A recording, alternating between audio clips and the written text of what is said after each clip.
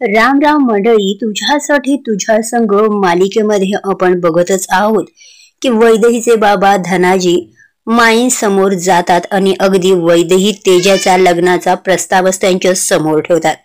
आता हे नाकापेक्षा मोतीजड अशीच काहीशी परिस्थिती असल्यामुळे माईंना हे अजिबातच रुचत नाहीत आणि ते धनाजीला त्यांची जागा दाखवत अगदी त्यांना शिवीगाळ करू लागतात। तुम्ही आमच्या तुकड्यांना खाऊन पाळले जाणाऱ्या प्राण्यांपेक्षाही खालच्या लेवलची माणसं आहात। मला वाटलं होतं काही पैशाचे तुकडे तुमच्या अंगावरती फेकले म्हणजे तुम्ही तुमची तोंड बंद कराल असं मला वाटत असताना तुम्ही तर थेट लग्नाचा प्रस्तावच माझ्या समोर मांडत आहात। जरा लायकीत राहायचं, तुला माझ्या मुलाचा सासरा बनून राहायचंय। अरे हे होणारच नाहीये। तेव्हा तुझी मुलगी आणि तू गप्प बसायचं। तुझ्या डोक्यात जे काही शिस्त आहे ना ते अजिबातच होणार नाही आणि अशा लोकांना कसं गप्प करायचं हे मला चांगलंच माहित आहे। माई धनाजीला तिथून जायला सांगतात तर इकडे तेजाचा राग अनावर झालेला असतो। गुरुला कुठूनही शोधून काढ, मला आत्ताच्या आत्ता त्याला भेटायचं आहे असं तो थंडरला सांगत असतो। थंडर पुन्हा एकदा तेजाला समजवायला लागतो, हे बघ तेजादा, आता हे प्रकरण फार गरम आहे। जोपर्यंत माई साहेबांनी जो विवाह सोहळ्याचा घाट घातलाय तो होत नाही तोपर्यंत तरी तू काही बाहेर पडू नको असं समज देत असतो। आता धनाजी त्याच्या घरी जायला निघालेला असतानाच अक्कासाहेब धनाजीची वाट अडवितात आणि मागे भेटायला बोलवितात। इकडे धनाजी अक्कासाहेबांना सांगू लागतात, अहो अक्कासाहेब, तुम्ही जसं सांगितलं होतं तसंच मी माईंसमोर प्रस्ताव ठेवला, परंतु त्यांनी तर माझी लायकीच काढली। मला तर तुकड्यांवर पाळणाऱ्या कुत्र्यापेक्षाही खालच्या बाजूची माणसं आहात असं काहीसं बोललेलं आहे आणि तसंही त्यांच्याही डोक्यात तेच शिजत होतं। त्यांनाही हे प्रकरण दाबायचं होतं।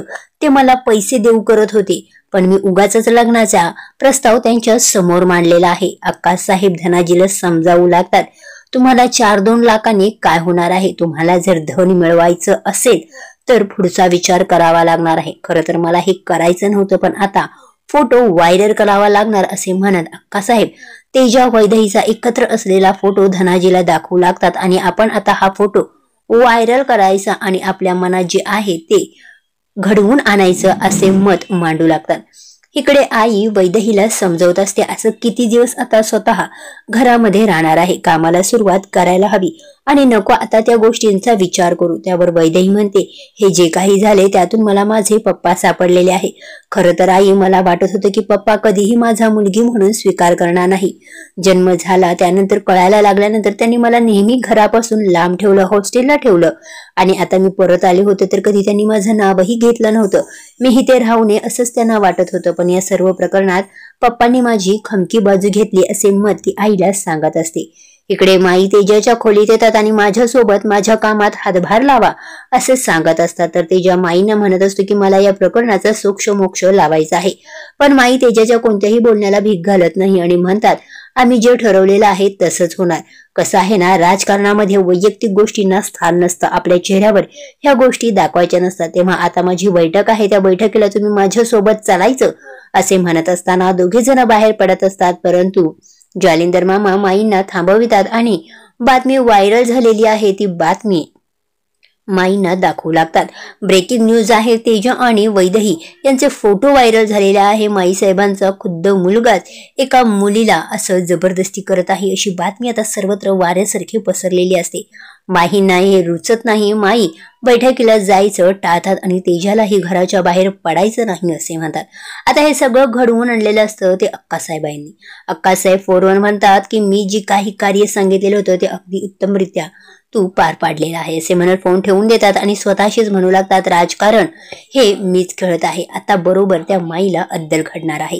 इकडे तेजाला घराबाहेर पडायचं असतं, पण माई तेजाला घराबाहेर पडायचं नाही, जोपर्यंत मी सांगत नाही तोपर्यंत या घराच्या बाहेर जायचं नाही असे त्याच्यावरती लादतात। तर येणाऱ्या उद्याच्या 30 ऑगस्टच्या प्रोमोत आपल्याला असं दिसतं की वैदेहीला माई साहेब भेटायला बोलवितात आणि तिला सांगू लागतात, खरं तर आमच्या पायात जो काटा रुचत असतो ना, आम्ही त्याला काढून फेकून चुराडा करायचाच ठरवलेला आहे।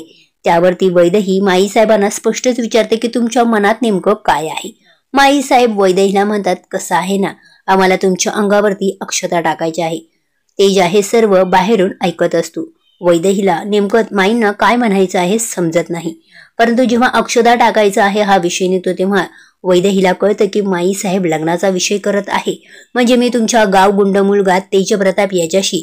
तेव्हा माई साहेब म्हणतात की हो, तू त्याच्याशी लग्न करायचं आहे. आता माई साहेब राजकारणाची बाजू वाचविण्याकरता वैदेही तेजाचं लग्न लावून देण्यास तयार तर झालेले आहेत, पण यामागे नक्की त्यांचा उद्देश काय आहे पाहणे इंटरेस्टिंग असेल. मालिकेचे अपडेट करता मालिका रिपोर्टला सबस्क्राईब करा. थँक्यू.